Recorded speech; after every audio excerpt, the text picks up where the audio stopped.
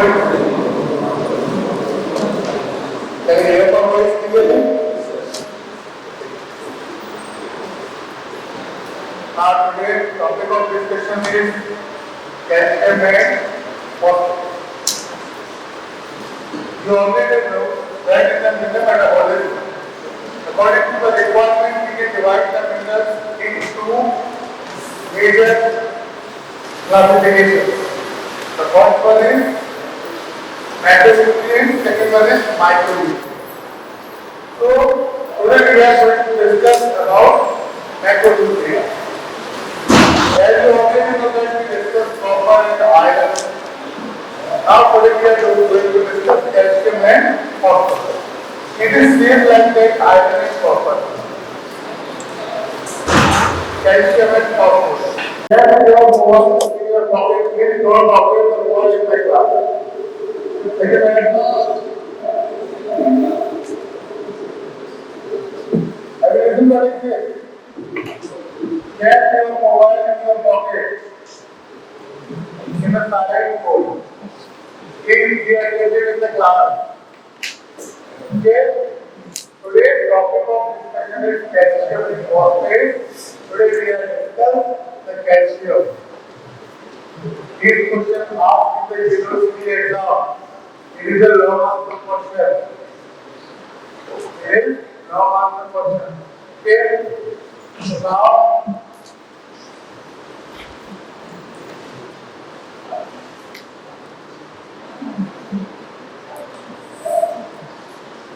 Now, calcium in the question is asked.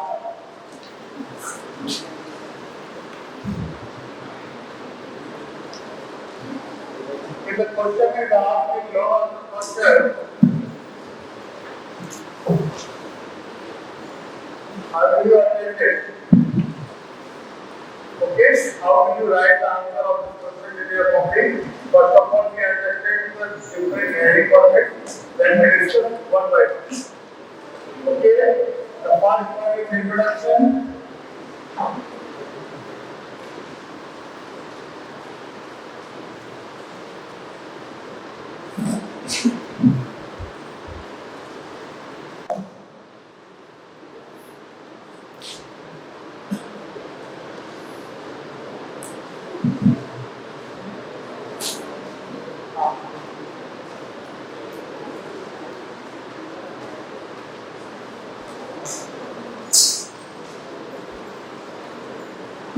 Introduction, function,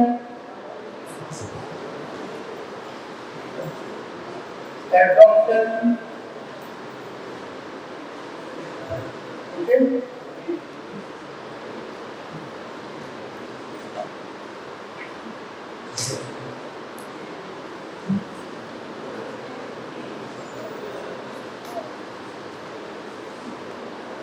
After absorption, there is physical significance of this mineral.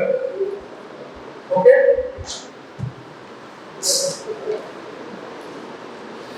From this side, we can write the answer in the copy to get the wrong solution and to know how can we write it.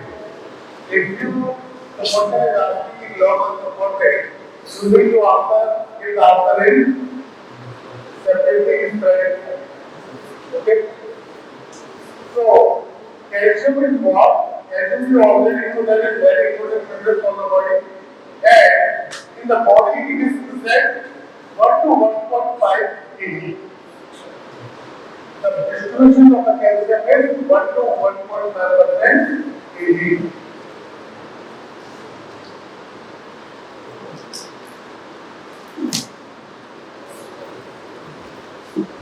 1 to 1.5 kg total calcium present.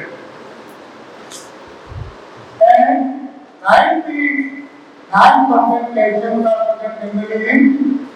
Very rich part of the body, bones and teeth.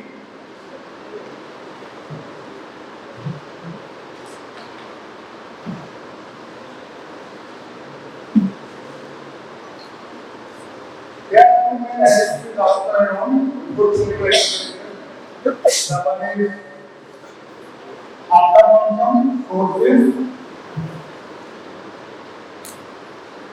and RT value. RT value already know. Recommended that is now. Okay. So 99% of the 99% of calcium, total calcium of the body of 1 to 1.5 kg are generally presented ball and teeth, and 1% is presented PCM. And this one extracellular growth. Extracellular growth. Okay. Now, this is a sources.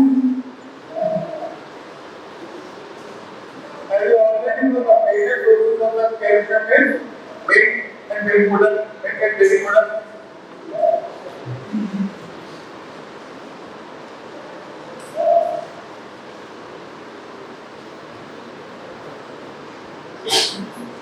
Milk and dairy product.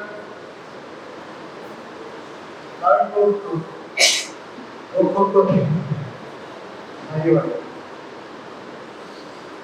and dairy product. Any other sources?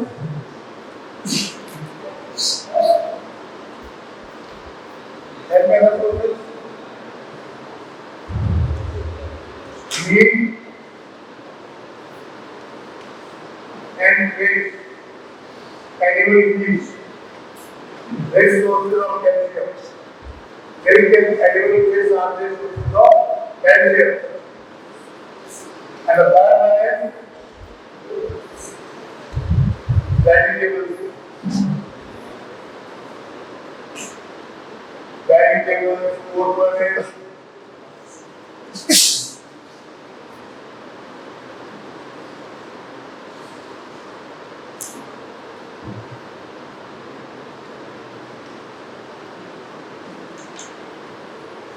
this fourth one, this is the source of calcium. Cereals.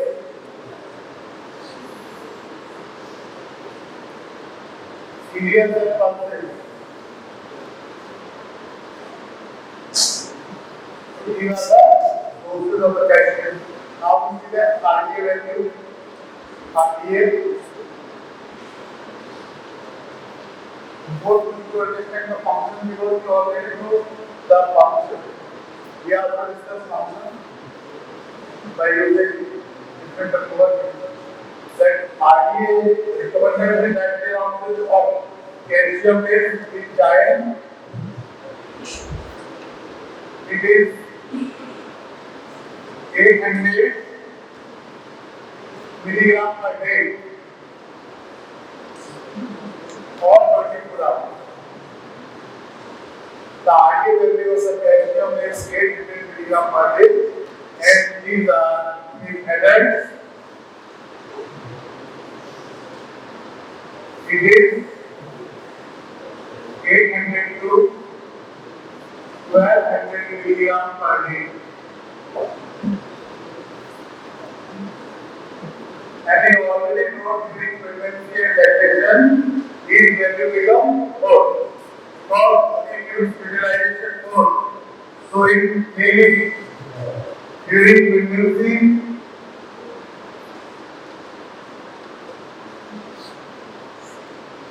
and lactation, and also in the case of post-menopause condition. Post-menopause.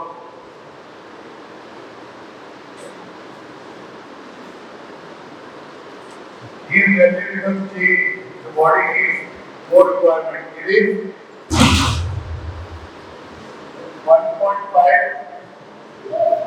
milligram per day. It is 1.5 milligram per day. ये क्या था?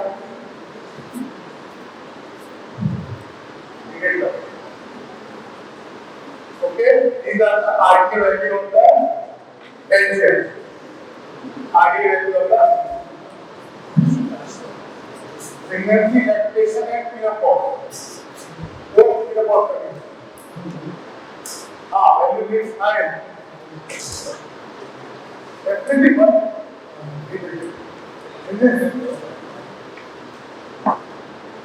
under 1500 milligram, more than 1500 milligram per day.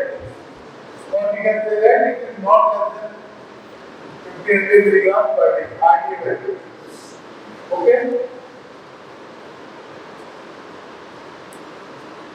Now we discuss the function one by one. Let me see the slide. What is the all these things? That is the calcium. When we talk about the calcium, it is the most abundant mineral in the human beings because the requirement of calcium is what 1 to 1.5 kg. 1 to 1.5 kg. It is majorly not present in the body in the form of it is really present in the form and in the form of hydroxyapatite form. It is combined with the phosphorus molecules and forming hydroxyapatite. Okay? Total calcium is average about 1000 gram or 900 percent the quantity. The rest is present in different extracellular fluids. Okay?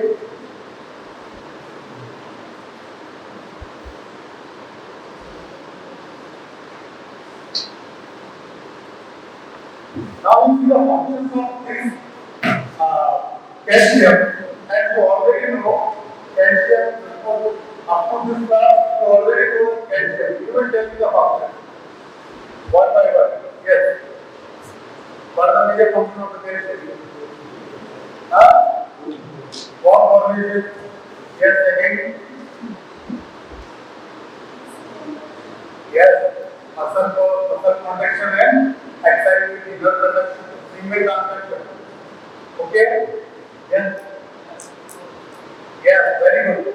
It is helpful in blood clot formation. During blood clot formation, calcium is important. Okay? So, when we see some of the function muscle and nerve have related more calcium other than tissues, why it is important? For the contraction of the muscle and nerve excitability. For the nerve excitability and muscle contraction, we need calcium. Here, calcium is presented more in the form of calcium phosphate. A small amount of carbonate, hydroxy, chloride, citrate, and other substances are also present. It is present in the body in different forms, iodine form, complex with protein form, and only single form. Okay? If we understand the distribution of the calcium in the body, we found that it is majorly present in bone and teeth, and 1% of the calcium is present in extracellular. Okay?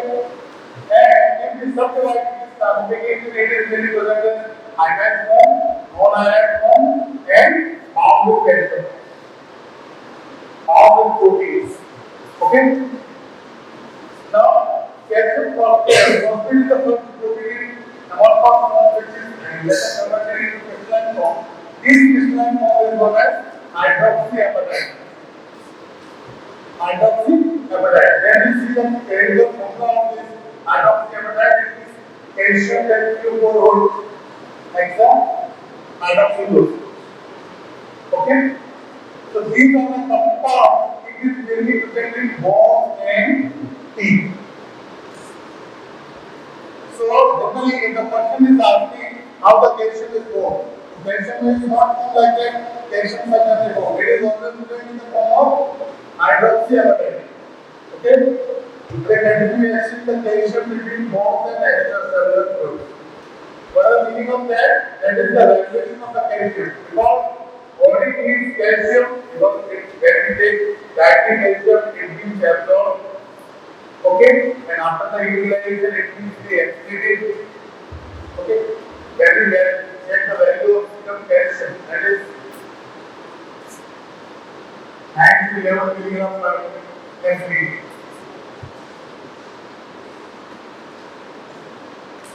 This is the normal value of the calcium. But the value of the calcium is low, that is hypocalcemic.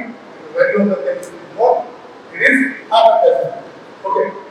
So on behalf of that, we check the calcium. So to maintain the level of this rate at the level, what can be done? Action of calcium between bones and extracellular fluid means there is the first one you already know that is what the role of muscular cell, what the role of muscular cell, mineralization, mineralization of the calcium in the bone, in the cell of the process is muscular. And now what the role of muscular? It was demineralization of the bone. What is the meaning of demineralization? That here that still the calcium of the bone to the extracellular fluid to maintain the ring of the calcium. If there is low level of the calcium, what will happen? This sends the signals of the brain that there is low level of the calcium in the body, now you can maintain. So how is maintained? By the process of demineralization. And during demineralization, osteoclast cells play a very important role.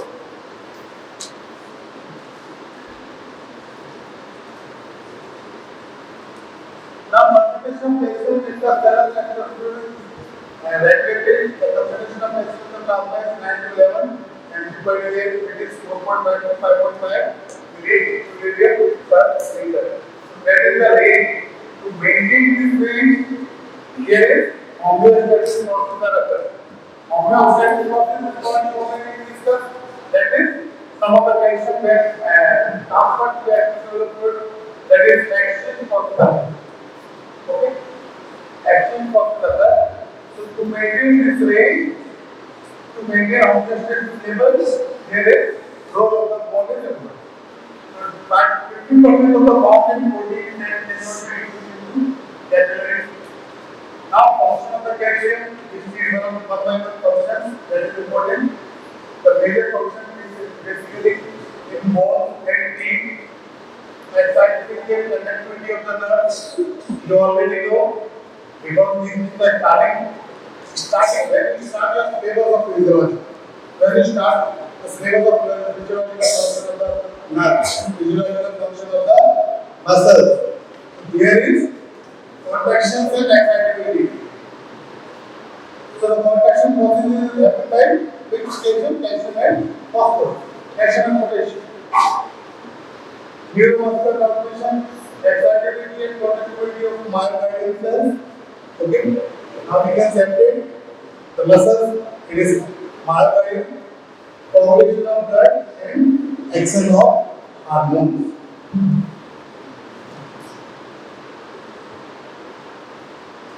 Calcium may play an important role in signal transmission.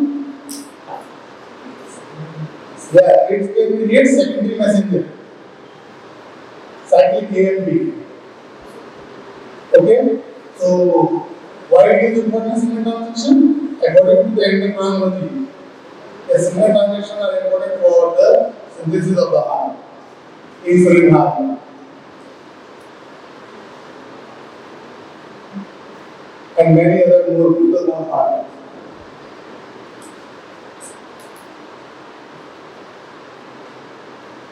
Okay, how it is important in formation of the blood? I think so that the population is completed in your physiology. It is over or not? Yeah, that is the process. It is over or not? Please sound clearly. It is over or not? Now I ask the physiology. It is over or not? Then you will tell me the role of calcium. How it make the participation in formation of the blood?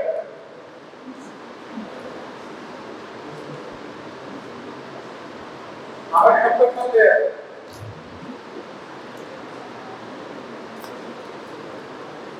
They can combine with the prothrombin.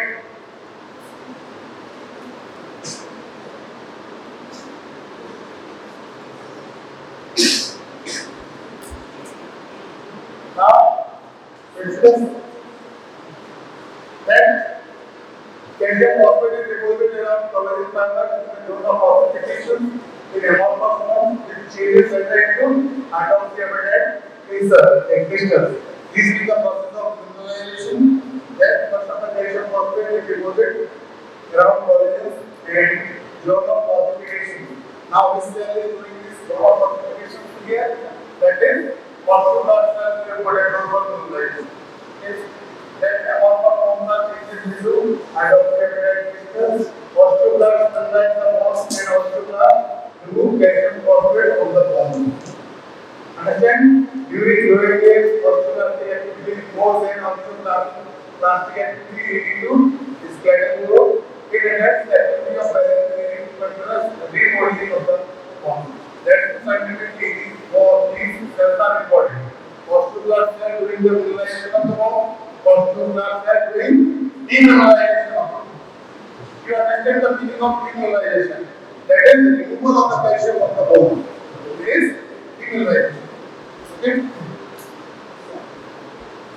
Now, second step, excitability and sensitivity of the nerve. Excitability of the nerve depends upon the number of neurons including calcium. The rise calcium level decreases and the lower calcium level increases the excitability of the nerve. Transmission of lymphocytes synapses. Other decreasing release of neurotransmitters which require calcium. You already know the function of all these things, so I am not going to read it. But generally you understand when the person is asking in your university exam, write about calcium, you will mention all these functions. Understand? If a person is asking about calcium, you will majorly write all these functions in detail.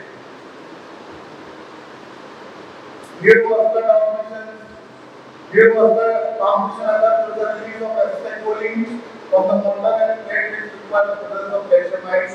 So ultimately here we talk about neuromuscular conductions of the nerve conduction. Okay, here acetylcholine, here cortisol. So all these are functions depend upon the calcium. So if we having low level of calcium, what will happen? Tetany. Have you listened about tetany? Yeah. So sometimes question will be asked about the calcium metabolism. Sometimes question will be asked about the case study, which is tetany.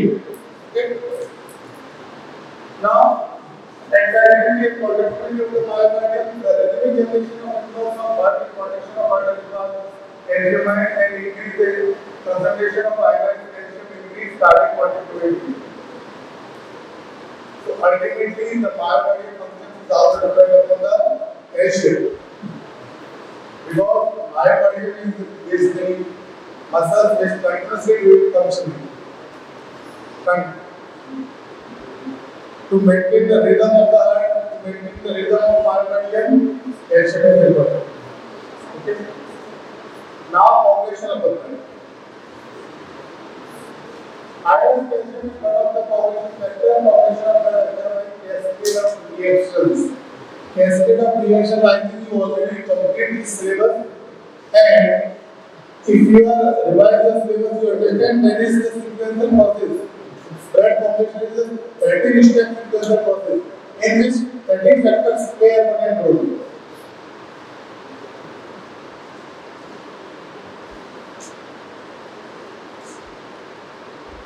Anybody can tell me the name of 13 or the 13 factors in the class?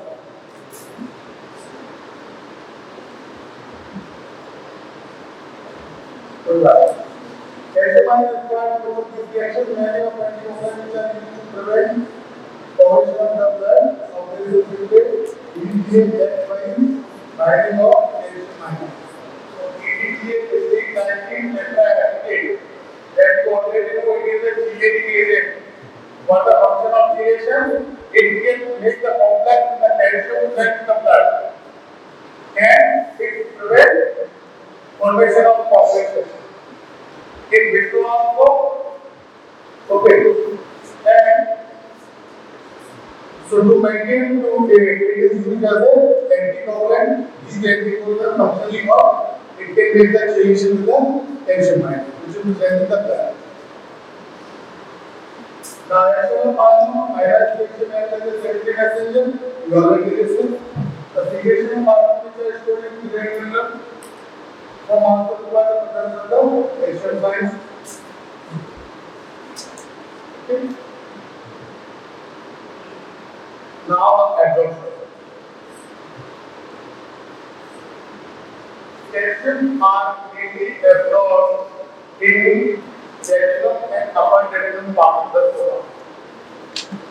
First, after that, generally we get calcium. Okay.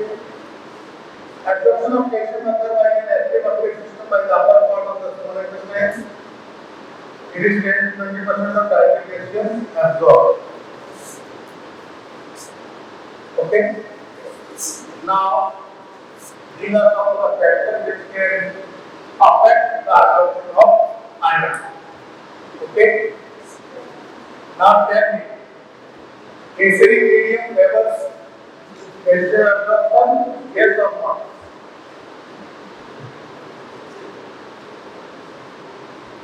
Calcium absorbed in high form during acidic medium, and during aqueous medium they have reduced to absorb. Understand? pH, calcium phosphorus ratio, protein, vitamin D, and parathyroid hormone.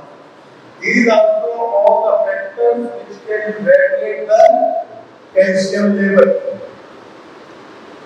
How? Predictive number one, calcium phosphorus ratio. Calcium phosphorus ratio are together they must be present in the diet in proper ratio. These are 1:1 ratio. And as long as the ratio lies between 1:2 and 2:1. These are the things to understand. Now, vitamin D and parathyroid, vitamin D and parathyroid hormone play an important role in metabolism of calcium. Cholesterol is converted to active metabolite, but to diet adoption, cholesterol is the help of parathyroid. Don't go to discuss about all these points, but if you know this factor,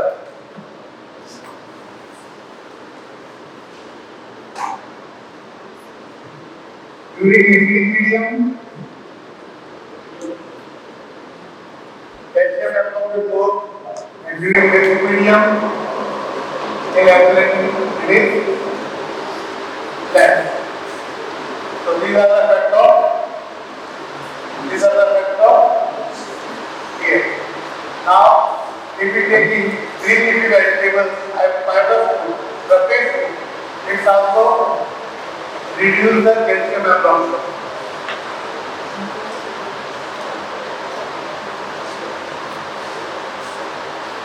Because the phytonic acid which is present in the plant, phytonic acid, make phytocalcium complex. Phytocalcium complex, and after making phytocalcium complex, these calciums are not being absorbed. It is excreted from the body in the form of phytocalcium complex. Okay? By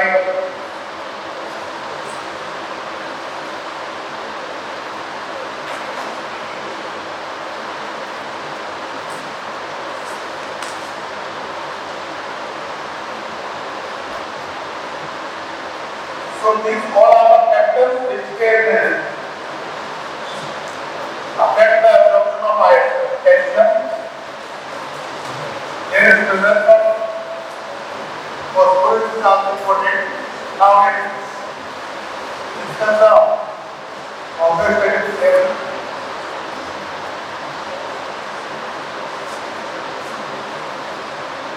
Vitamin D and parathyroid, both are very important.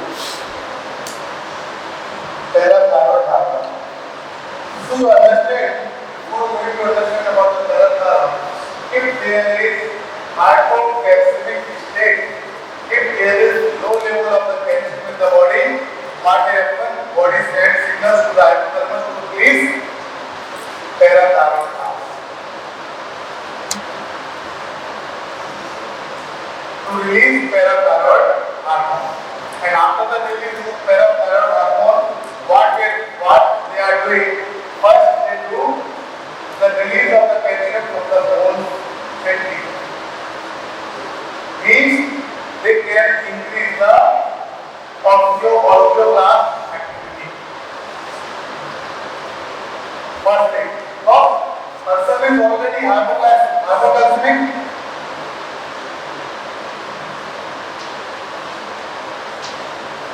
Hypocalcemia is what? Low level of the calcium. If this is low level of the calcium, is release of parathyroid hormone.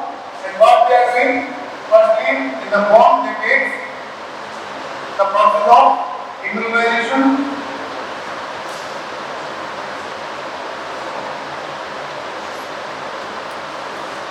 First thing, second thing, in the renal, they can decrease the renal tubular reabsorption.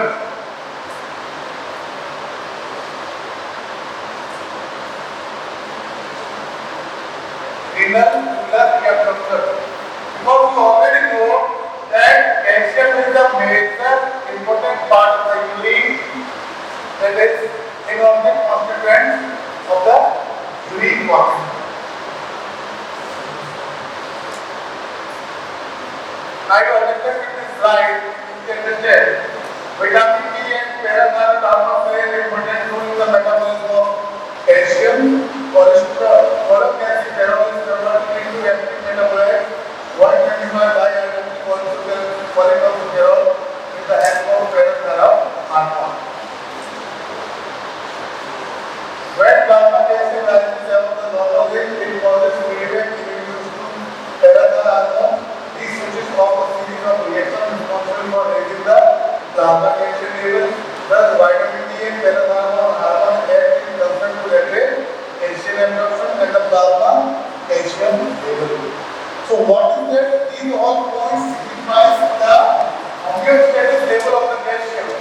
That means how the calcium is regulated, how the calcium is maintained in a normal range. That is first point when the calcium is rises.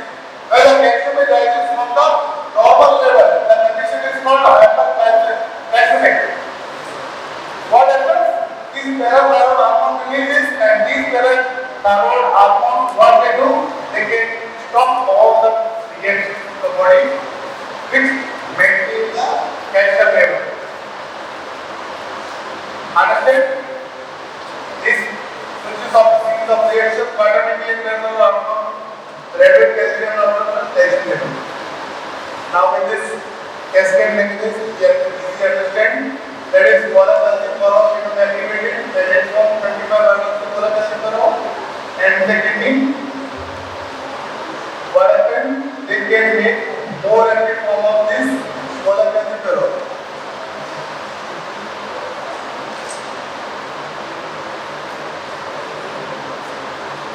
We also discuss these points in the degradation of cholesterol metabolism. Folic acid hormone. And during it is important vitamin ADE. It is fat soluble vitamin D. So how do you active form? After that, there is induction, calcium binding proteins are present, intestinal glucose. Intestinal glucose calcium absorbed decreases, release of calcium in the circulation. So in this circulation we can identify either the person having hypercalcemic or hypocalcemic by the normal range. Which one is the normal range? 9 to 11 ml per day. So after these conditions, they can, if there is hypocalcemic state, what happens? They can inhibit. The negative sign shows inhibitions. Inhibition of parathyroid hormone, where the parathyroid hormone is inhibited, it can inhibit all these reactions. I can skip the point. There is protein which is responsible for calcium binding absorption.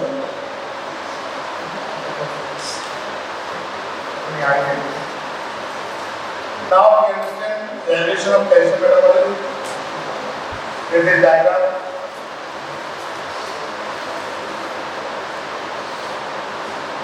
Thyroid release calcitonin and parathyroid release parathyroid hormone.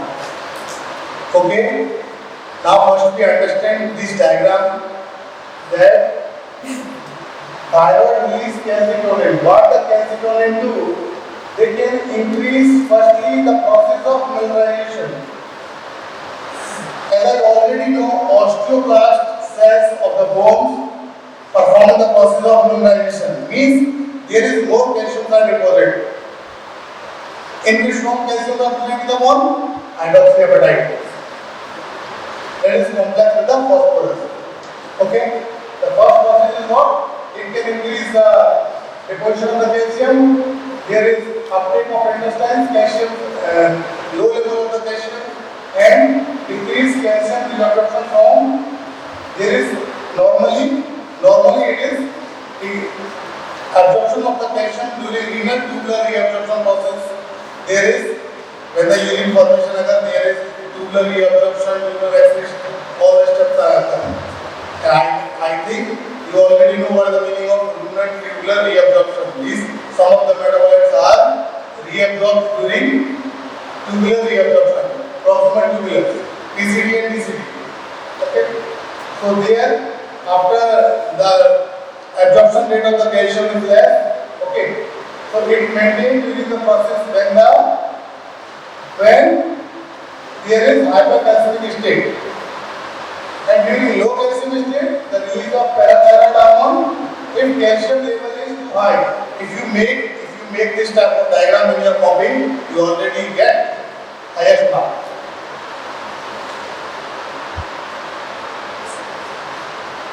That's why I am not easily showing you diagram. All the diagrams are important. How do you get the mark? By making this type of diagram. Because the diagram shows all the calcium homeostasis. If the calcium level is too low, while there is a release of parathyroid hormone, activity of osteoclast is low, demineralization occurs, release of calcium from the bones, increased calcium uptake by the intestines. Because why is increased uptake? To regulate, maintain oxygenation level. Because we are already having hypocalcemic state. Understand?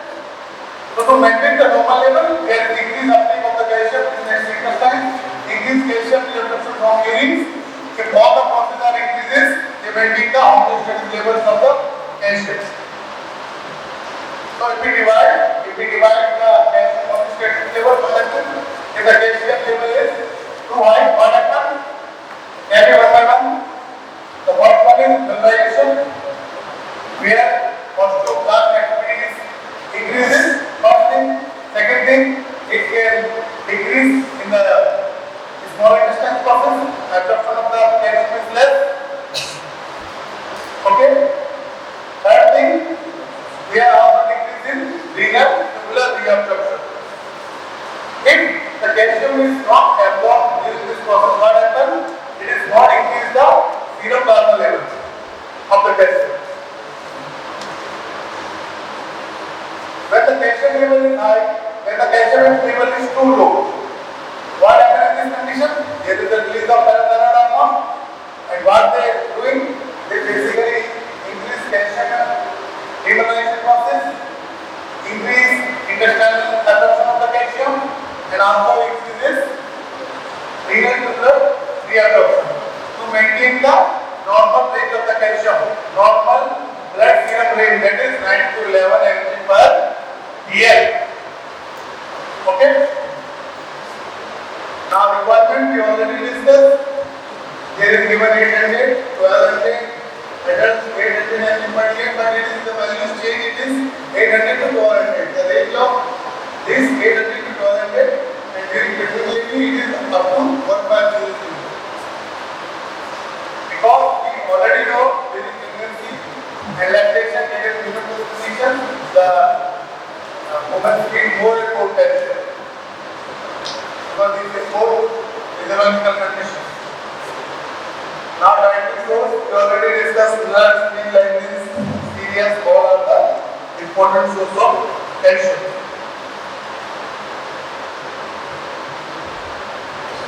Cabbage, cauliflower, is good source of calcium. So all of you eat cabbage.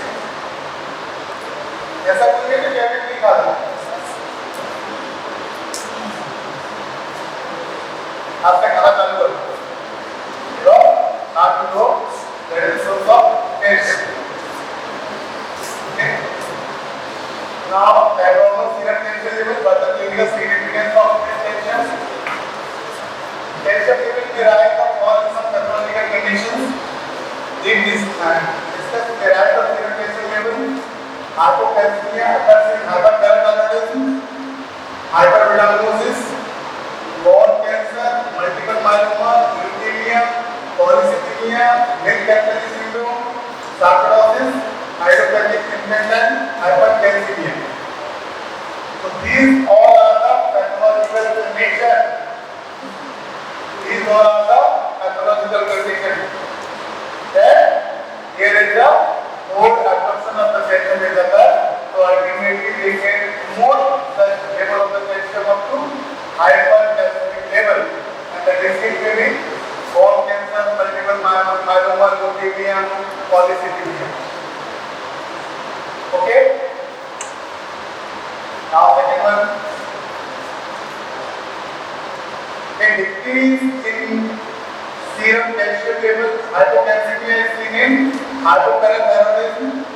It is generally in rickets, in osteomalacia, dystonia, chronic renal failure, nephrotic syndrome. Now, can anybody difference between rickets and osteomalacia? Just raise your hand. Who want to give the answer? Can you differ rickets and osteomalacia? Yes.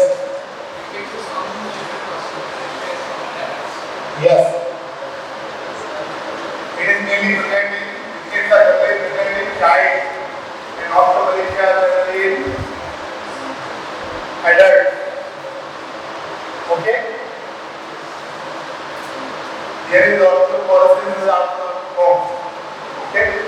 Dystonia you already know, that is the bowel bacterial infection of the body in which continuously there is foul smell of the stool is the primary symptoms, and there is the main cholesterol are present. Now, serum calcium level remain elevated over a long period. Calcium may be reported in soft tissues such as kidney, liver, and arteries. A sudden decrease in calcium may cause tetany. Tetany. All of you write this. Tetany. What is that? Involuntary contraction of the skeletal muscle. If somebody is asking define tetany, it is what? It is involuntary contraction of the skeletal muscle.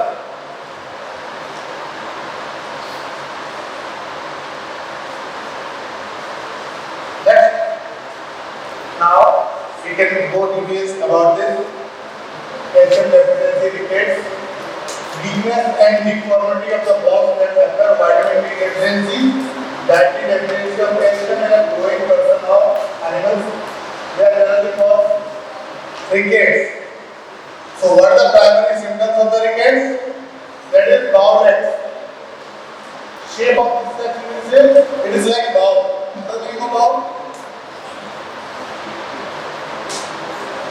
Bowlegs, what is the meaning of bowlegs?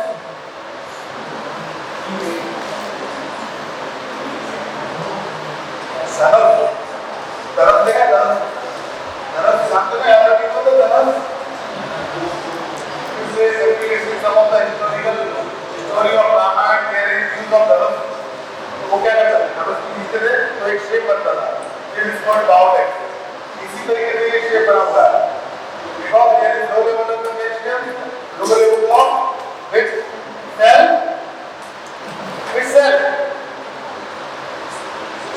osteoblast activity. There is low level of visualization process. So what happens? The bone becomes deformed. Deformity of the bone. Now sign of the rickets. Baby head becomes slow and slow. Third bone, big limb and bowlegs. He bent out. Shape become changes. Important symptom bowlegs. These are the important symptoms of the rickets. Now you can identify a child that's having rickets. Identify what? How will? By seeing the symptoms of bowleg. Okay?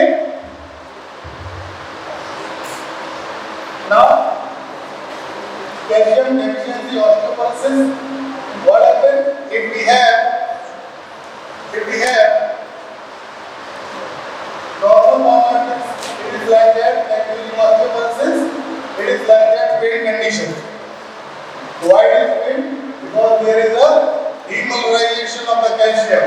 There is low level of the calcium. If the osteoclastic activity, osteoclast cell activity of the bone reduce the ossification process, reduces the mineralization process, what happens? They can release more and more calcium from the bone, and during this process what happens? Bone becomes knit process. It has become soft.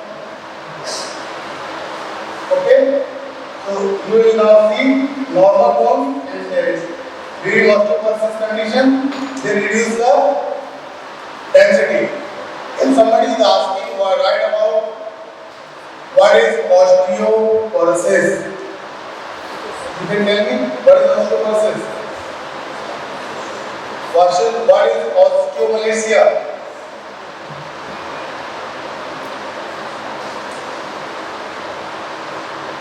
It is defined as low level of bone density. Low level of bone density is known as osteoporosis.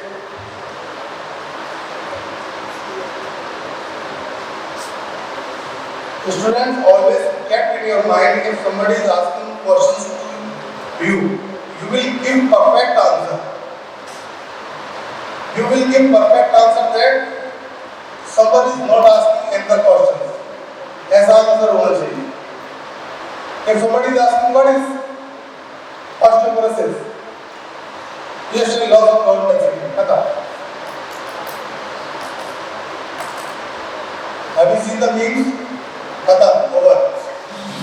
It is like that. एक बार answer दिया, that is perfect.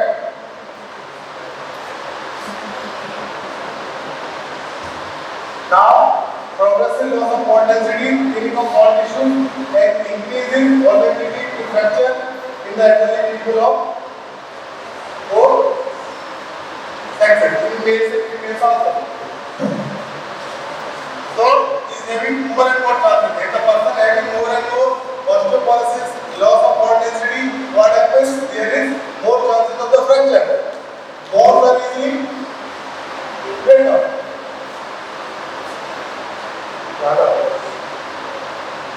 Now phosphorus, just to complete the phosphorus is more mineral in human being. It is that when you study calcium, you also study phosphorus. Okay, about 50 grams of phosphorus is present in the body, and 80% of that is 70 grams is present in bones and teeth in the form of paralysis appetite. Okay, the remainder is distributed all over the body. Nerves and muscles are particularly rich in phosphorus. And you already know the role of phosphorus, that is ATP, adenosine triphosphate. Main key tag, the main key of calorie.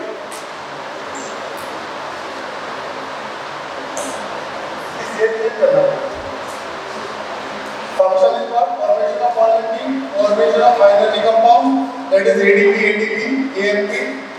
Role in metabolism, you already know. Formation of nucleic acid, you already know. Formation of membrane, it is like phospholipids. Phospholipids. Formation of blood tissue, maintain the pH.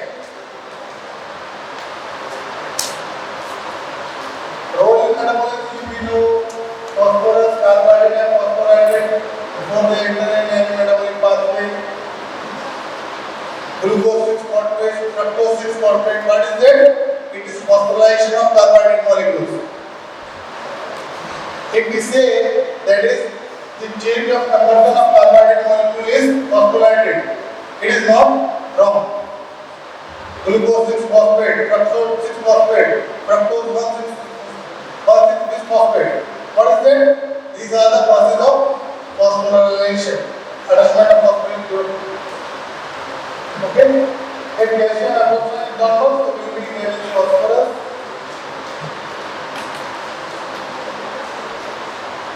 Now you can make the copy of this slide, that is in infants, it is 2 by 400 ml per dl. Children, 800 ml per dl. 1 to 0 ml per dl. 800 ml per dl. And during 20 day lactating woman, it is 1200 mg. Which one is next class? The second?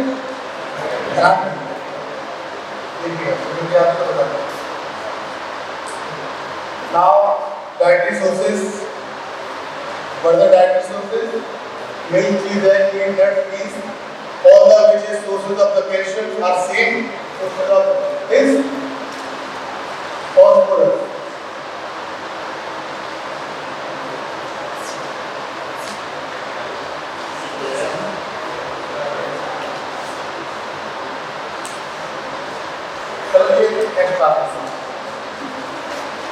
Okay, so I think you understood. All of you understood? Okay. Thank you.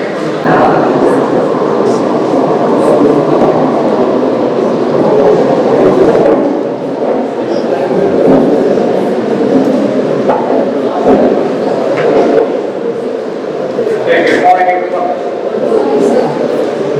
So, this weekend we are not going to have a very long session from lectures. We are going to wrap up the content of this phase division. We have started the phase division to discuss about the various aspects of the facial morphology. We learned about these muscles in the face. We learned about these nerve supply in the face and all we are learning. And we are just like going to continue the nerve supply of the face. We will finish this nerve supply, but precisely we are going to talk about the sensory supply of the face region. That means the nerve supply over the skin region we are going to do. And then we will talk about the blood supply, which includes this arterial supply and the venous supply, and includes this clinical aspects of the blood supply related to this face region. And we conclude by discussing about this lymphatic supply. So we see a number of clinical questions which is explain why kind of functions are placed in the face region, and we have a couple of points which you will have to understand, which you have to see and in the last section as well. We are going to see some of these areas, but we are going to do the discussions on this region today. So to start with this particular skin supply of this facial region, we are talking about strictly the nerve supply which is supplying the skin of the face region.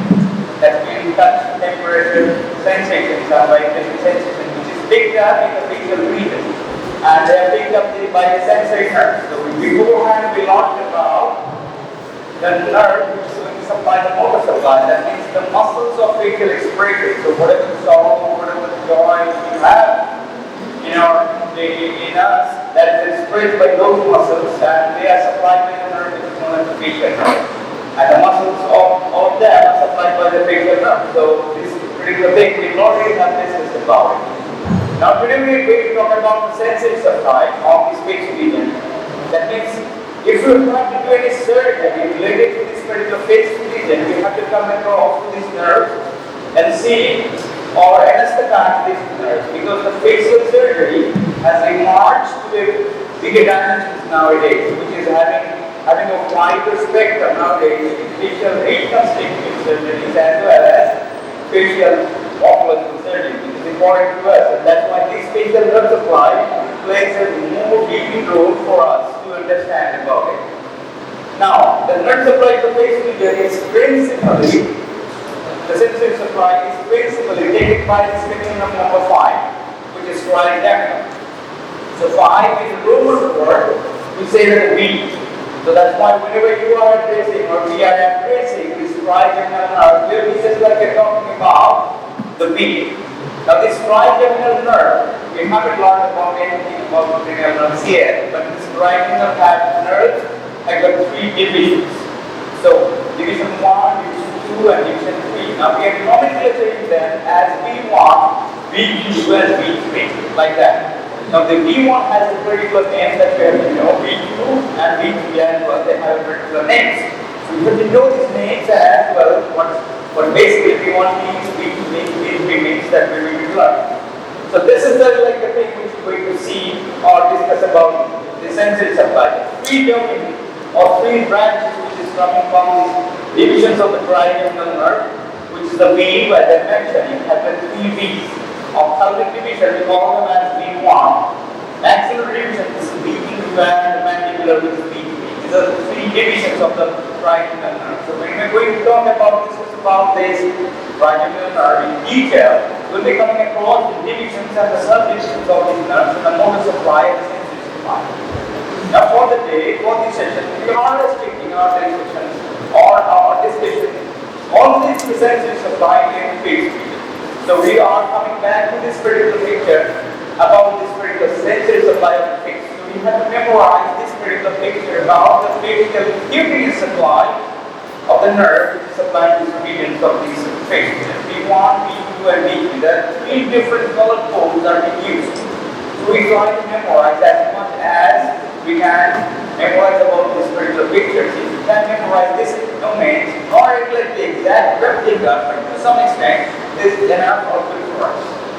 So this particular three different color codes are being used. Now if we just use or if you rationalize why we are using this particular ophthalmic division, maxillary division and mandibular division, you see this distribution pattern.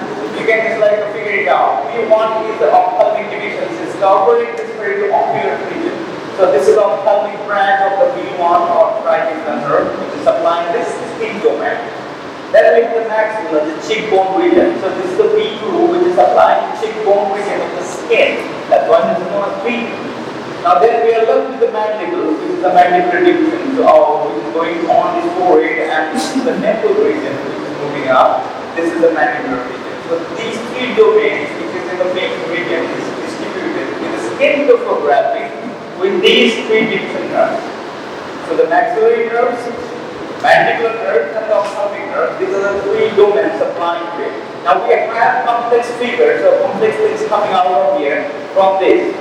Now at this level, we must request you just memorize these three names, V1, V2 and V3, and which corresponds with these ophthalmic branch, maxillary branch and the mandibular branch, sensory supply to this particular skin region. Now if you pick up these individual branches like the ophthalmic branch, there are several sub-branches which are there. Now, there are several sub-branches which is supplying this particular forehead, this particular eye or upper eyelid, as we can see. This conjunctiva, the nose, the root of the nose, this particular tip of the nose, and this particular, the body of the nose, which is supplying this particular central distributions. Up to this particular tip of the nose, this is supplying to the ophthalmic nerve. Now the ophthalmic nerve has got several branches, supratrochlear, supraorbital, left and epitrochlear, externally. But I'm not going to ask you about memorizing this thing rather than V1, V2, V3. If you memorize the domains, that's good enough. You just memorize those things. So we just focus in this particular division, which is an ophthalmic nerve, which is supplying to it, and very good enough to understand. Now later on, once we jump into or get into the clinical things related to this particular nerves, why this particular branches of this nerve matters, that will be more clear for us. Like why I mentioned about the individual nerves. So from this particular ophthalmic nerve, we are moving to this particular other nerve which is supplying. So this is the distributions of the break of the individual nerve which is supplying. Supratrochlear, supraorbital, left manual, and epitrochlear. Just reflect on the deeper aspects of this particular names, we can just figure out the skin area which has been supplied by this particular nerve. But anyways, from here on ophthalmic divisions, we are going to talk about the maxillary nerve. The same thing about the maxillary nerve, which we have got several smaller subdivision branches which is supplying this particular jaw region or the cheek region, which is coming from this particular intraorbital nerve, zygomatic-facial, zygomatic-temporal nerve. There are sometimes the different areas of the skin in these domains supplying to it, and it includes the supply to this particular upper limb region. Similarly, maxillary nerve is individual nerve, so it matters to us whenever you are talking about the blocking of the nerve is concerned, which will be coming soon. Next thing is mandibular nerve. This is the nerve which is going to supply this particular mandibular region, the jaw region over this particular face region. And again, it's supplied by the two sub-branches like mental branch, vocal branch, or temporal branches. There are several branches. Now, individually, we have to pick up these nerves. If you are going to do surgery, you have to pick up the nerve, domains of this nerve, and put the drug, we call it as anesthetic drug, to block these nerves and do the surgeries or whatever the means we are going to do will become in. So these are the sensory divisions of sensory supply to this particular facial region, and individual nerves which is present in this facial region are responsible for picking up sensations in this region. Now coming from these particular branches, another clinical problem, that's what we are saying here. So these particular nerves can be just like a trap between some kind of compressions. Now if the sensory branches are compressed due to some pressure, maybe just like some kind of like a tissue growth, maybe some kind of vascular overgrowth, maybe compressing these nerves.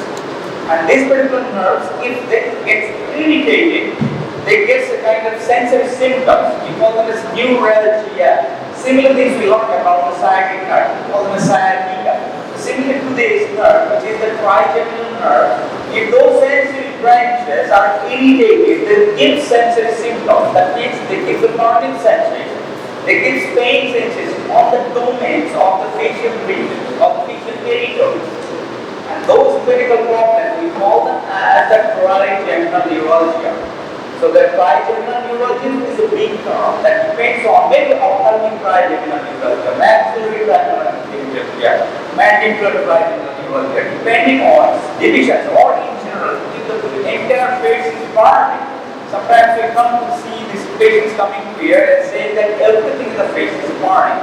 If you touch a knot, it is constantly burning. That's a clinical problem, which is the sensory symptom arising out of these irritations of this trigeminal nerve. We call this trigeminal nerve. Very hard to treat because initially you have to come to diagnose these things. Once you diagnose that, very narrowly you can pinpoint the disease process or the disease point.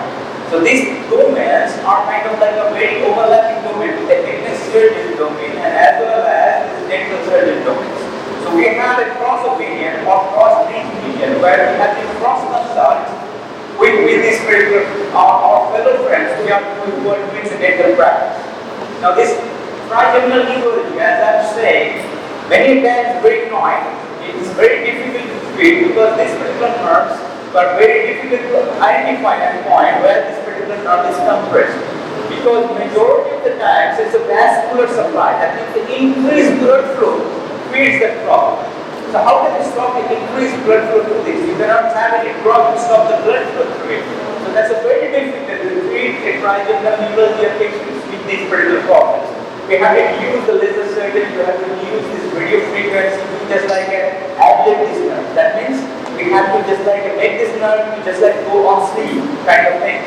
We call this particular ablation surgery or radio surgery to the nerve this particular nerve. This is one of the things which is known as the trigeminal neuralgia. You will hear about it. So many times we get a clinical question based on this particular facial picture and the patient is coming with the clinical problems which I mentioned here, the burning sensation in the facial region and eventually getting this particular trigeminal neuralgia complications like that. Now coming to this particular big clinical problem over here, we call this facial nerve blocking. And this is the future thing or this emerging thing of this surgery is concerned. Nowadays the facial surgery has a really or kind of like a re-emphasize on these regions so that this particular facial surgery is nowadays very common. So for doing any facial surgery, we have to know the sensory supply of the entire region. And we cannot just like arrest the patient for 7 days for doing facial surgery. Most of the times, the facial surgery are done with this local anesthesia. That means you have to pick the nerve, put the drop, do the surgery, and come out and release the patient into the normal system. So that's the thing we have to know about this thing, about facial nerve blocking. And then it matters about targeting that particular facial nerve branches which is supplying to that particular trigeminal branch, supplying to that particular domain. So for example, if I give an example to you, we call this particular central facial nerve blocking. So if you are going to do any surgery in the nasal region, we have to block this particular nerve which is infraorbital. So we have to know where this infraorbital nerve, which is the branch which is coming out here, which is the branch of maxillary nerve, coming over there at that particular point. We have to show the brush and precise with this particular sleeve and through the drug, wait for some time, and do the surgery. Same thing over here in this particular region. If you're doing any surgery involving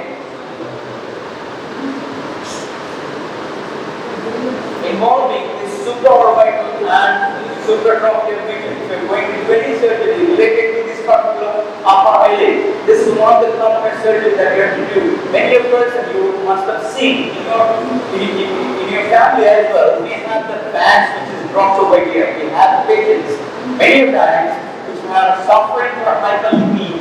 They have a fat droplets deposited on the upper eyelid. They want to get these things removed. So for removing that, you cannot just like do a general surgery, anesthetize and make the patient unconscious, do the surgery. We have to find this particular nerve which is supplying here. The nerve which is supplying to here is the branches coming from this ophthalmic branch of V1 and supraorbital supratrochlear. We have to find foraminus, the facial bone where these particular nerves are coming. We throw the drug and do the surgery. Same thing in the lower jaw, mental nerve blocking. If you have to do the chin lifting surgery, which is one of the common surgeries done by this particular, like a person who is in this production business called this entertainment.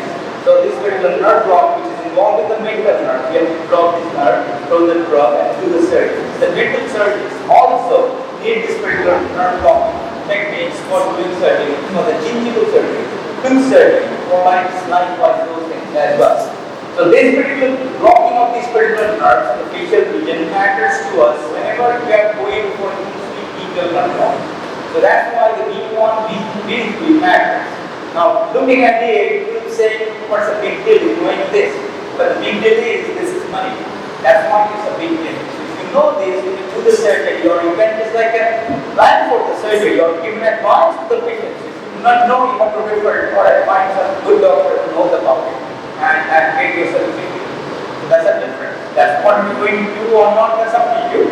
But this is what which matters for us about this particular trigeminal nerve, knowing the deep distributions of the trigeminal nerve, how it is supplying the face region, and how this particular nerve blocking matters to us. Now, again, coming back to whatever I have said, if you cannot memorize these things, I'm not going to do it because it's maybe just like a little bit like over for you at this point, but I would emphasize you to memorize this picture, like the V1 distribution, V2 distribution, V3. At least in the exam, you should be able to understand or able to tell the or examiner, this is supplied by the V. That means the trigeminal nerve, the sensory supply to this particular region is supplied by this, and it has a 3 branches or 3 divisions. We call them V1, V2, depending on the above now, ophthalmic, axillary, and the mandibular domain. That's it. And then they have several sub-branches, which I may remember or may not remember very well, but there are sub-branches of them, which are important for the nerve blocking for doing surgery. Okay? So learning from here, you have a patient who is suffering from this. So once you, in the morning, you wake up and get a patient with this gentleman coming to your care, and all of a sudden he's saying he cannot blow the whistle. He cannot blow the whistle likewise he used to use that before. So why he cannot whistle? Which nerve is damaged out here in this gentleman? Trigeminal nerve. Right? V2 or V3. Trigeminal nerve is not working well.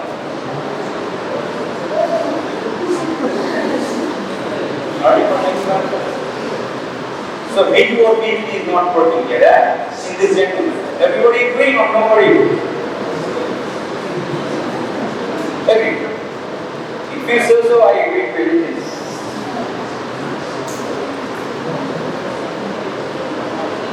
You have a difference in opinion with others? Ritik is saying no, it's something wrong. Now which color? Okay, what's it? So whatever your friend is saying, the whistling part is the motor action, it's not a sensory action. And motor nerve supply is done by something else, by some muscles. And the muscle is supplying responsible for whistling is the big sphincter. So the big indicator is a motor muscle which is supplied by a motor nerve and which is supplied by this cranial nerve number B? No, it's a 7. So it's not the fifth cranial nerve which is this gentleman suffering from, the palsy. So it's a motor palsy.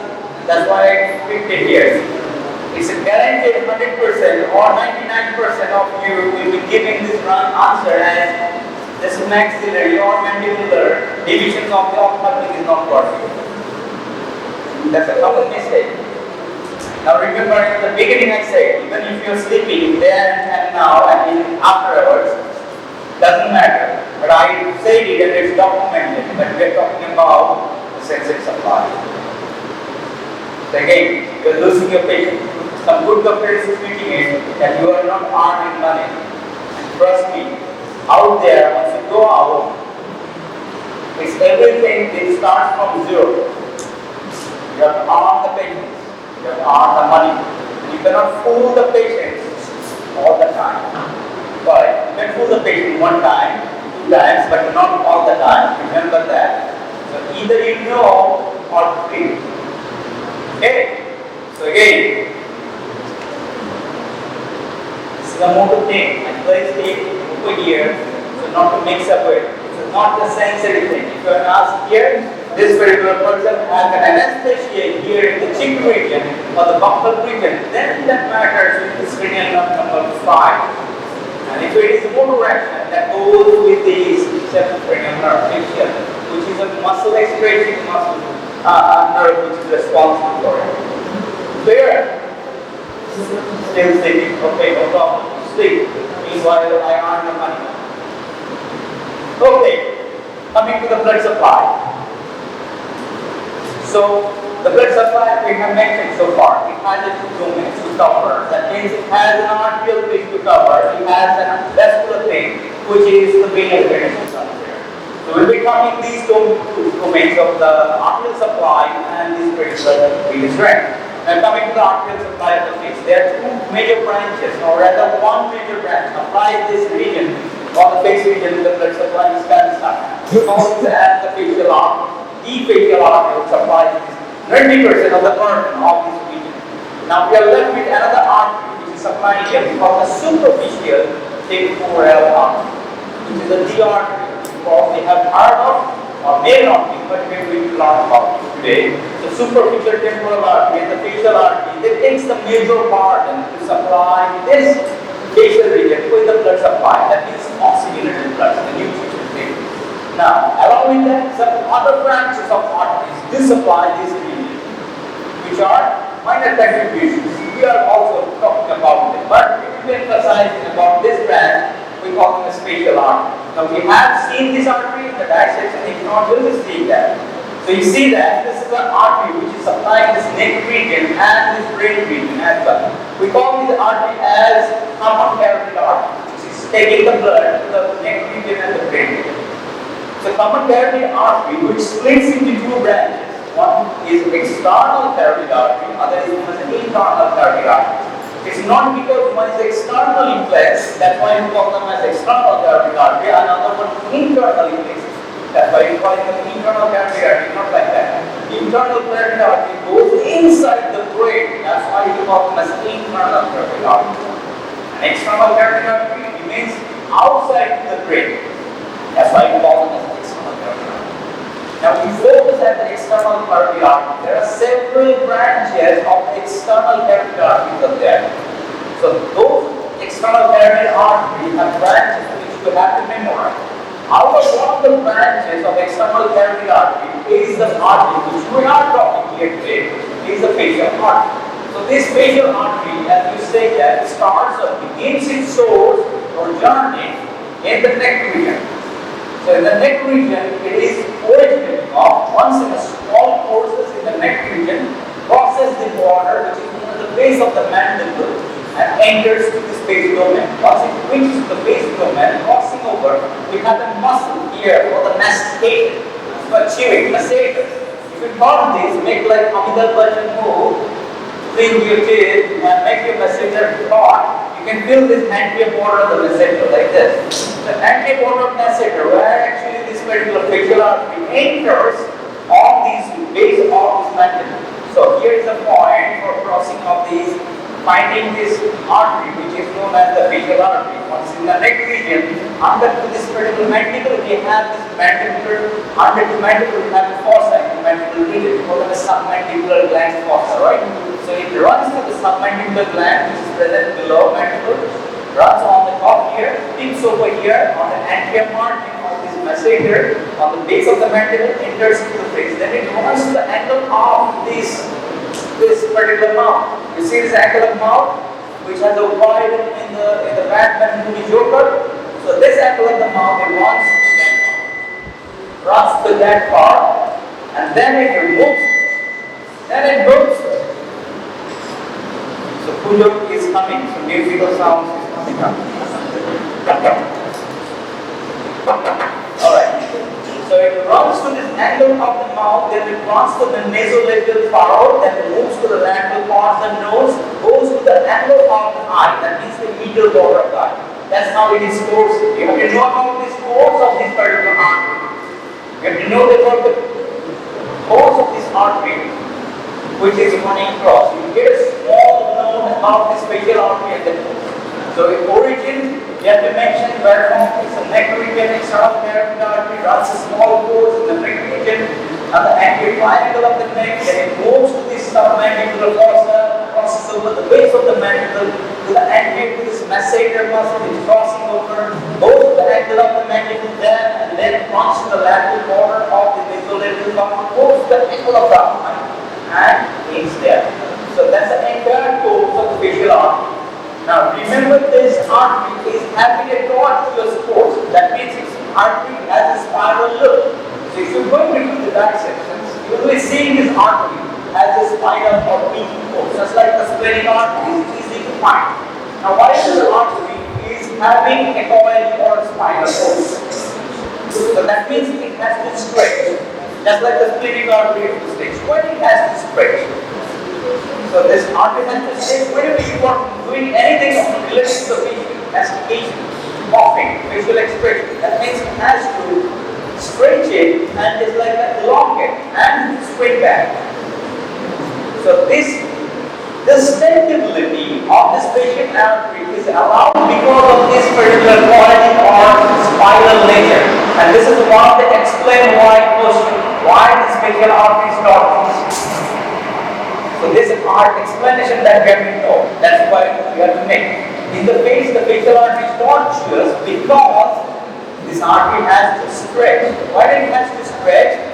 If you do it with any kind of facial movement, that means whenever you are talking, whenever you are chewing, whenever you are doing any facial expressions, you are basically stretching these muscles, facial tissues. So this particular artery has to stretch, and that stretching has to be accommodated accordingly. So this stretching is required to have, and that leads to this particular twitching of this particular artery, which is known as this particular facial artery inclination. So explain why one of the things that you have to know. Second thing about this facial artery aims to the angle of the eye, as I mentioned, goes to the angle of the eye over here as an angular artery. Now this angular artery meets with the friend which is coming from this ophthalmic artery. Ophthalmic artery which is supplying the eye, which has a branch which is coming here near in this particular region. Which is ophthalmic artery is a branch of internal carotid artery, and the facial artery is a branch of external carotid artery. So these branches of the external carotid artery and the internal carotid artery mix at the point of the angle of the eye. So this particular union point, anastomosis point, is also sometimes important for the facial surgery or important for some kind of dental surgery. That's not so. So this artery you have to know about. Short note about doing a schematic picture. You have to know the origin, where does it end, where does it anastomose to it, why this particular artery is tortuous, and how this thing is coursing, and how, at what point this facial artery is coming into place. Now, the clinical thing related to it, you have to calculate or you have to identify the pulsation of the facial artery.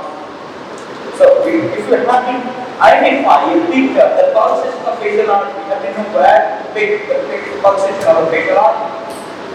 So you have to fix this particular pulsation point where you can place this artery against some only resistance. So that's the point where you have to go. So this facial artery runs over the base of this mandible in this region and here to this masseter. So that's the point you can pick up the sensation of the facial artery. The pulsation point of the facial artery is one of the prominent areas on the base of this mandible, which is kind of most of the times we pick things up. Other point is the angle of the mouth. The angle of the mouth are also, in case of the skinny people, not just like a puffy face people like what we are, but the skinny people do have this particular facial pulsation. That is also the particular facial artery pulsation in the angle of the mouth. That's the mandible as well. So anyways, so these are the 2 points where you have to know about the picking of the pulsations of the facial artery. So this is one form of spatial supply that you have to know.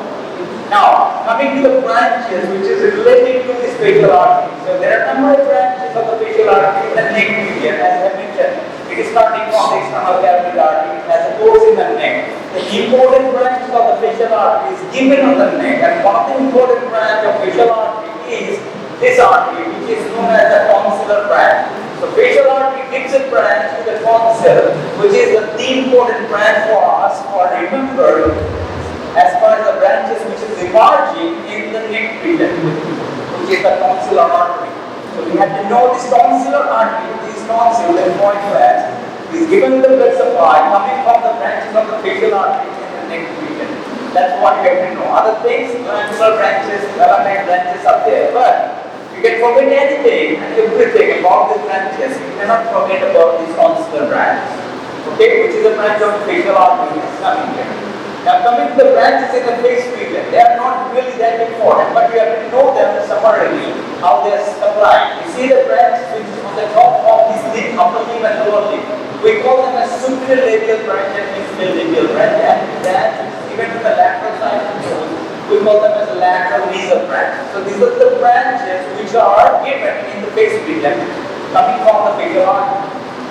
So you have to know these branches in the neck region, you have to know the branches which are present in the face region, but you have to really know something which actually matters to us in a clinical life, which is a branch which is given in this particular tonsil. The tonsillar artery is the important branch. Why?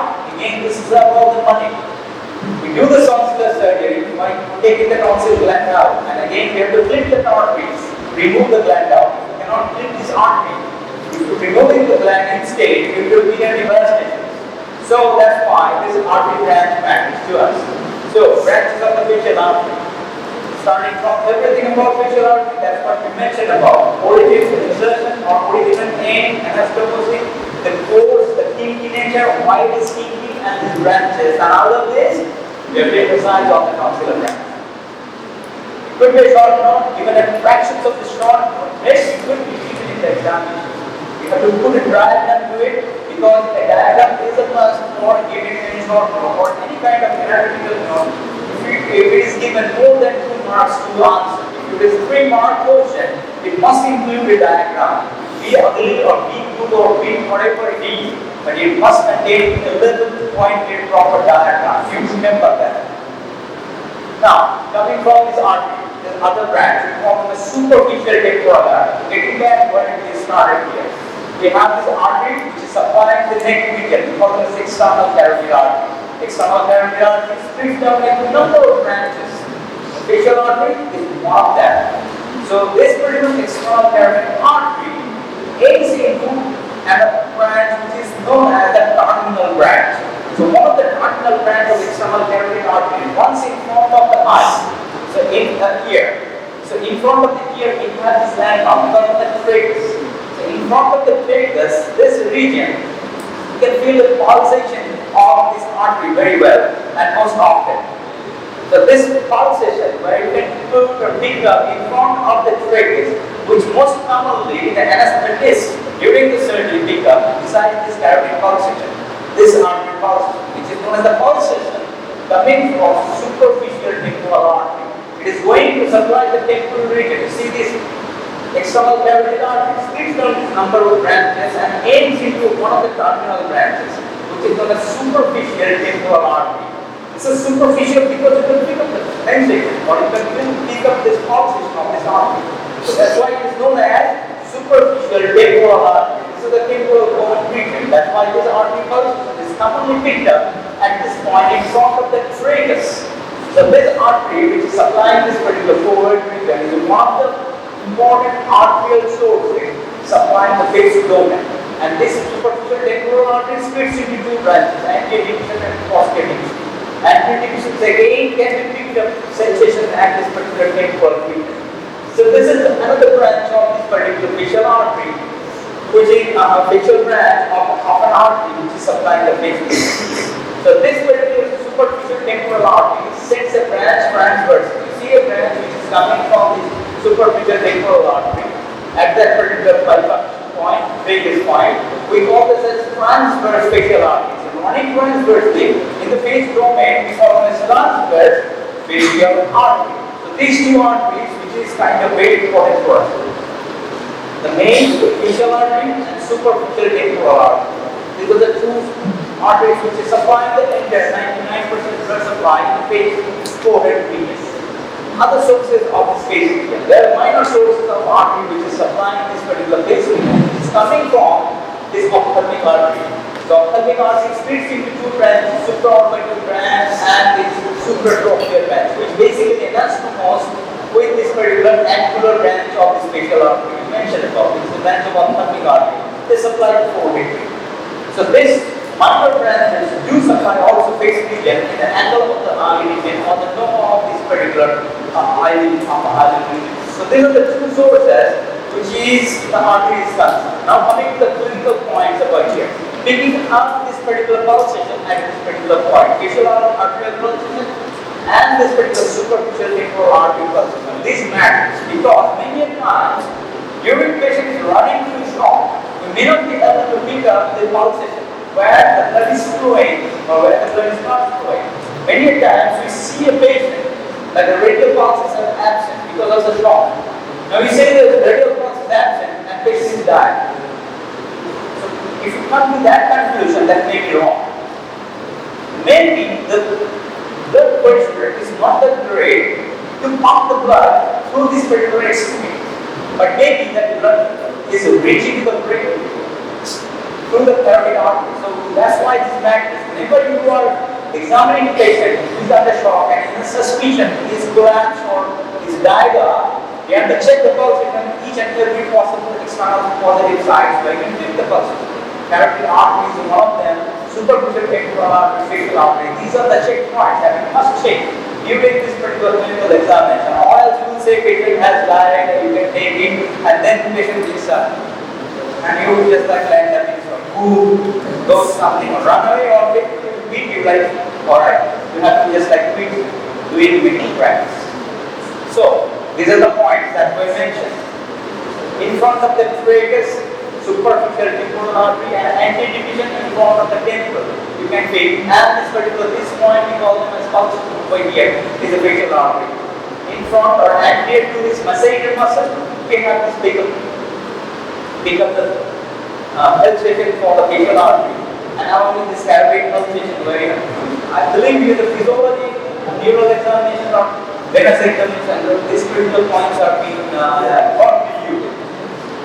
So they teach you maybe about this particular picking up the pulsation at different landmark points.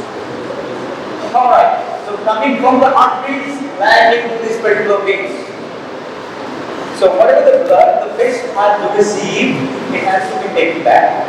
So that means it needs the venous canal to take it back. So just like the facial artery, we have the facial veins, which takes the blood away from this particular domain. So we have this supraorbital vein, supratrochlear vein, facial vein, superficial temporal vein, transverse facial veins. They are taking the blood from the facial vein. So starting from this particular branch, which we call as facial vein. So this particular facial vein again, it could be a short defect.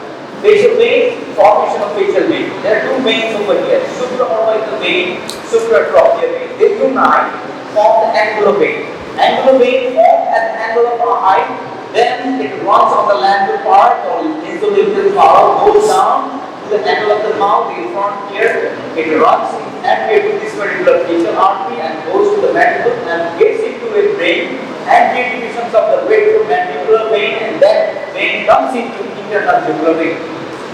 So this particular facial vein formation and the core that you know. So how it is formed? Formed on the angular vein. How the angular vein is formed? By union of supraorbital vein, supratracheal vein. Then it runs behind the facial artery around this particular mandible and unites with the vein which is known as antidivisions of the retromandibular vein. This particular vein will be coming again when we are talking about this carotid gland. Then after uniting with this particular retromandibular vein, it ends into the internal jugular vein. And internal jugular vein joins with radius vein, etc., that brings the blood. So this particular vein is drainage, which is matters to the face, which is draining all the blood from this face region, coming from the supraorbital vein, angular vein, facial vein, and goes to the internal jugular vein. Since this is about the facial vein, this is known as the facial vein, which is lying in the superficial region or superficial part of this face region. So this is one vein. Another vein which matters to us is this particular transverse facial vein, which also running transversely, goes in the deep region, goes to the parotid gland and enters with the retromandibular vein and brings the blood towards that particular region. So this is the venous drainage in the face region in this particular in face domain, which is taking up the blood from this region. Now, this is not all but the critical point of interest to us. The critical point of interest to this particular facial vein is now what we will be talking, which matters to us more than this facial vein. This facial vein should be identifying your catheters and facial artery as well. But what matters to us is the set of vein which is deeply placed because it is a deep facial vein. That particular vein matters to us. So this is the important about the facial vein drainage. So deep connections of the face. Now why does matter? Why the deep connections matter? Just like the deep space object. So deep connections matters to us because it's deeply connected. Deeply connected to it means it is connected deep inside the brain. So that's why this matters. Why does it matter? That matters here. If you have a superficial infections in the face region and if it is neglected, that can compromise patient's life and your clinical care. Because if you have a superficial infections in the face region, this particular superficial veins has a communication with the deeper veins of the face region, which is deeply connected to the venous channels in the brain. That means the venous channel in the brain, that means sinuses.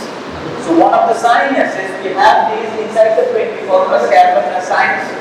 So this particular facial veins has a connection through the deeper veins of the face region, through the deeper veins in the brain region. So that matters over here. So this vein, which is known as ophthalmic vein, is connected directly with this cavernous sinus. So the superficial veins of the face connected with the facial veins that connected to the cavernous sinus. So any infection in the face region can travel to the cavernous sinus through the ophthalmic veins. This is one transit route. Other thing, this facial vein, which is a deep facial vein, connected with the sphericoid veins, which is lying here, and this sphericoid plexus is connected with this cavernous sinus. So this particular connections, which is the deep connections of these facial veins, matters. And because of this particular deep connections of the facial vein matters through the skin in this triangular region. We call them as danger area of the face. And again, this is one of the explained why kind of motion we see example is hitting weight. So if you have an infection in this domain in the face region, we call them as the danger area of the face. The reason is why, even it appears as a superficial boil or skin infection, apparently threatless, it can land up in dreadful life conditions. An infection in this nose region, root of the nose, glandula, upper lip region, infection from here is deeply connected with these deeper facial veins, with this sphericoid plexus, with the cavernous sinus, and it can lead to severe brain septicemia, and patient can collapse and die instantly. if it is negative. That's why this area is known as vacant area of the face. And they will explain, ask you why this is called vacant area of the face. Then you have to draw a picture schematic like this and explain why this is vacant area, because it has a connection with the deeper connections of the face. Through these veins which is present in the brain region, and infection can travel from this region to that region. You're getting it? Now, as I'm saying, the infection can travel from here to there. But this particular infection, how come it is traveling so easily from superficial to deep? That is, it's there, its communication is there, right? But communication doesn't mean it should be communicated. I'm a lecturer, that doesn't mean you'll be learned. You may refuse to learn, and majority of the times you refuse to learn. So, am I lecturing? That doesn't mean it's guaranteed that you will learn and going to treat the patient. So, how it is? I'm saying the infections in these matters, and infection can spread. Now, how come this can spread?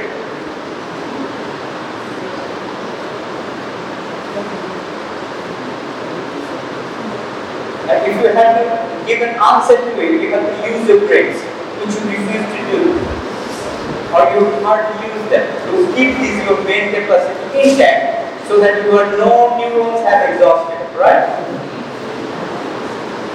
So you have to know how this infection can travel from superficial to deep that easily, as I'm saying. You have to find a reason for it. And I'm talking about the science. I'm not talking about anything like I will give some blessing and it will run away. It's not that.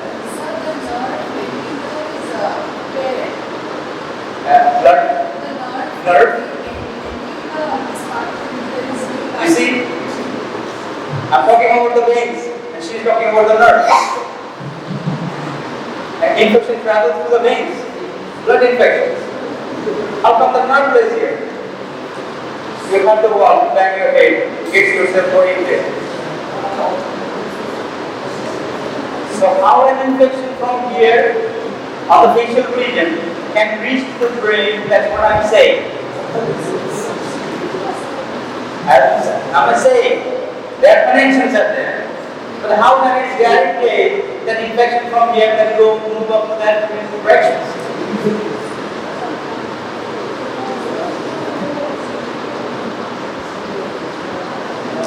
So these doors are there, it's open, right? You're still not leaving the class, sitting here, talking and doing chatting or whatever thing is there, but still you're here.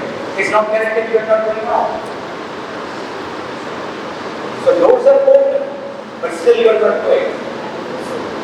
Infections are there, it should be passing through the facial veins. Channels are there to move out and reach to the brain. I'm saying it's going. But why I'm saying is that easy to go from this region to that region. There are some reasons of it. There are some science of them. You have to dig deep in. You have to use your brains, not my brains, to figure out that. Alright. Hopefully I will get someday the answer. Once you wake up and start using your brain. Anyways. There is a pathway with your friend about the traveling of the infection from a nose infections of the skin-borne infection to this particular brain. And this is explained why. And remember that this goes through assignments through this brain. That's the answer, right answer for sure, but you're not going to earn marks to it. You have to explain the anatomy, how these things are networked, how this particular network, these things are working, and how this infection is traveling through that part. Anyway, spend 1 minute time, then we just like later on maybe you spend 1 minute of time with your friends to figure out these pathways through these nodes, how the infection goes to the brain. Now, landing up in the last domains of this facial infection or the face part is the lymphatic drainage. So there are 3 sets of the lymph nodes which is collecting these infections in the face region. You have the 3 sets of this particular lymph node activities. One is in front of the ear lymph node, we call them a screen auricular group of lymph node. There is another group of lymph node which is present under the mandible, we work on a submandibular lymph nodes, and then third variety which is on a submandibular group of lymph nodes. So infections in this region, which is we are seeing here, temple region, tragus region, ear, and in front of ear region. This region, if you have decay, it goes down to this particular paroxysmal group of lymph node, which is also known as pre-auricular group of lymph nodes, which is getting inflamed or involved. If you have infections in the front domain, it brings to the buccal groove and then lights up into group of lymph node, which is known as submandibular group of lymph node, which is present in here, submandibular group of lymph node.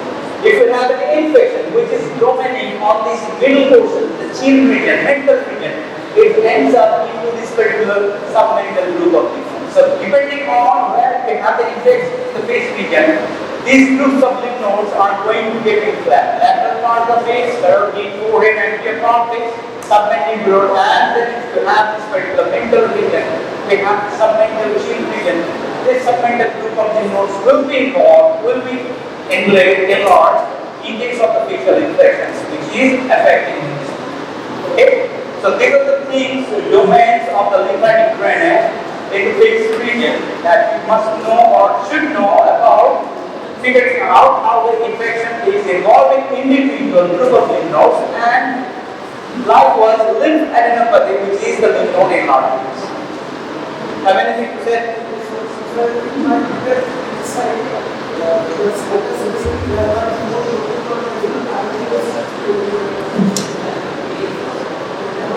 Common sense is a rare sense found in rarity. Common sense is a rare sense found in rarity. Not that complex. Alright? That's sleeping.